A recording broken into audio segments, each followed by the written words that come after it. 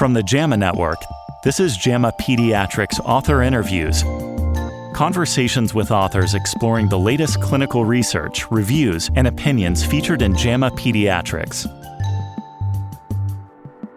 Welcome, podcast listeners. This is Dimitri, Christakis, Editor-in-Chief of JAMA Pediatrics. Recording this podcast in the dark. We just lost power here, so this is a first for me. Hopefully this will work. With me, as always, is my friend and colleague, Dr. Alison Galbraith, who is an Associate Editor at JAMA Pediatrics. Hi, Allie. How are you? I hope you have power where you are. Hi, good. Yeah, Happy New Year. Happy New Year to you, too. We have a couple of interesting papers today to discuss, in my case, with a flashlight. All right, Allie, go ahead. Why don't you go first? Great. Yeah. So the paper I have is called Obstetric and Perinatal Outcomes of Singleton Births Following Single versus Double Embryo Transfer in Sweden. It's a study from Rodriguez Wahlberg and colleagues. It's from the Karolinska Institute in Sweden. So they did this study because pregnancies from assisted reproductive technology have increased risk of adverse perinatal outcomes and multiple gestations related to that. And some countries even restrict the number of embryos that you can transfer to try to reduce these high-risk multiple gestations. But some patients want to have double embryo transfer if they have unfavorable conditions that could reduce the chance of pregnancy. But there's data that suggests that these double embryo transfers have worse outcomes most of the time because it's assessing the risk of multiple gestations.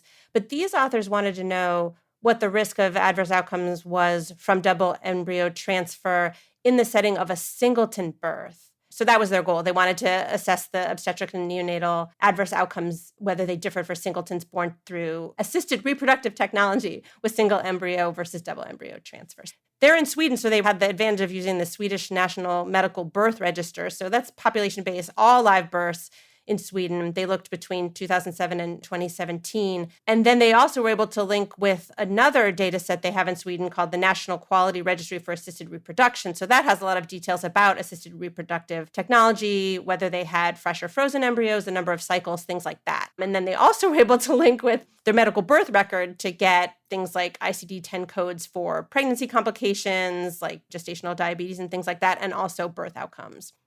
So they compared outcomes, both perinatal outcomes, like I said, like gestational diabetes, abruption, and birth outcomes like low birth weight, gestational age, and infant death. So they compared the double embryo transfer and single embryo transfer. They also looked at overall assisted reproductive technology births versus naturally occurring births.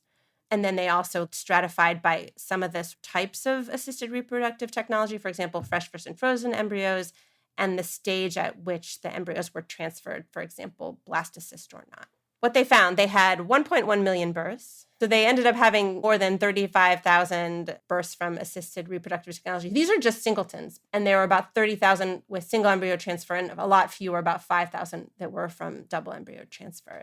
So not surprisingly, when they compared these singleton births that came from assisted reproductive technology, there was a greater risk of things like bleeding, abruption, C-section, preterm birth, low birth weight, compared to naturally conceived births. But then when they looked at the double embryo transfer births versus single embryo transfer, they didn't see a significant difference in perinatal complications like gestational hypertension, preeclampsia, abruption, things like that.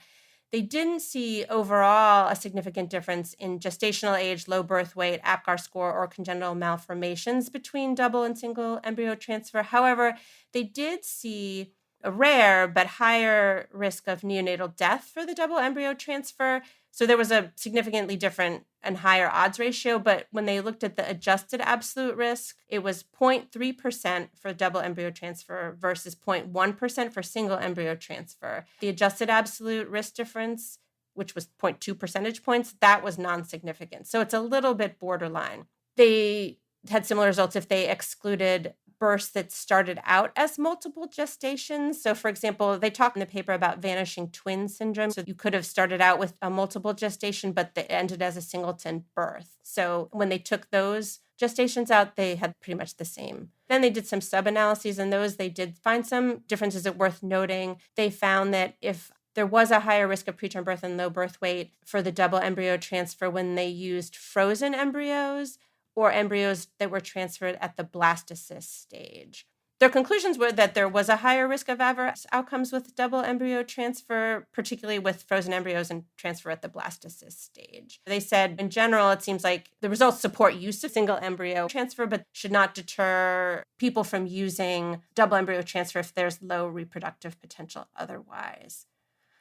To me, it seems like in general, there seems not as many adverse outcomes. Like there was very small but slightly increased risk of neonatal death. But in general, it seemed overall that double embryo transfer didn't have more adverse outcomes, except in those sort of particular cases, which it seems like would lend itself to more shared decision-making and talking about particular situations. Maybe you wouldn't use double embryo transfer if it was frozen embryos, for example. I think that's a good point. And one of the reasons for doing more than one embryo is that there's obviously often fetal spontaneous demise, and cost of transferring embryos is a fixed one. So if you transfer one or you transfer two, it scales quite well. And so many people opt to do more than one for financial reasons. That may be less true in Sweden, where they have coverage for this, is my guess.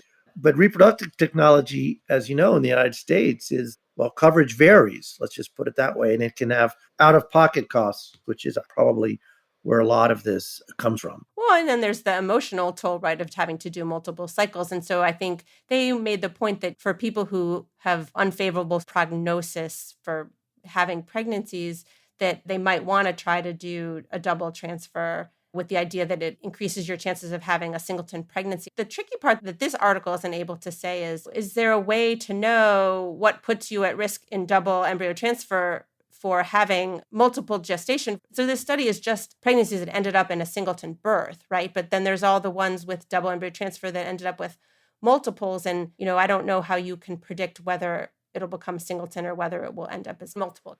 Right. Okay, the next paper we have is mental health revisits at U.S. pediatric emergency departments. We are seeing, or in the middle of a mental health crisis, which is affecting all of our patients and affecting the facilities that deliver care to them, particularly emergency departments, which have become the first stop for many kids.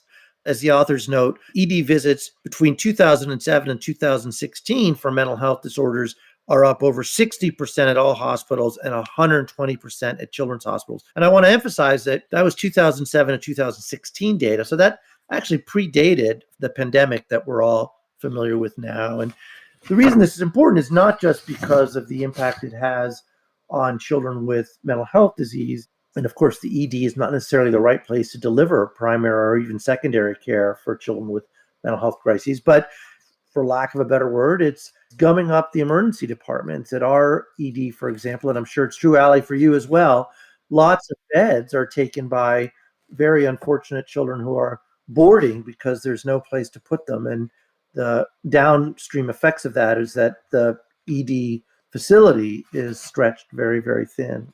So they did a study using the Pediatric Health Information Source, which is a good data source for this study because it's 49 tertiary care U.S. pediatric hospitals. Many of you are probably familiar with papers that use these data. And they were specifically looking at trends in ED visitation and, equally important, ED revisits within 6 months of an index visit for a mental health disorder.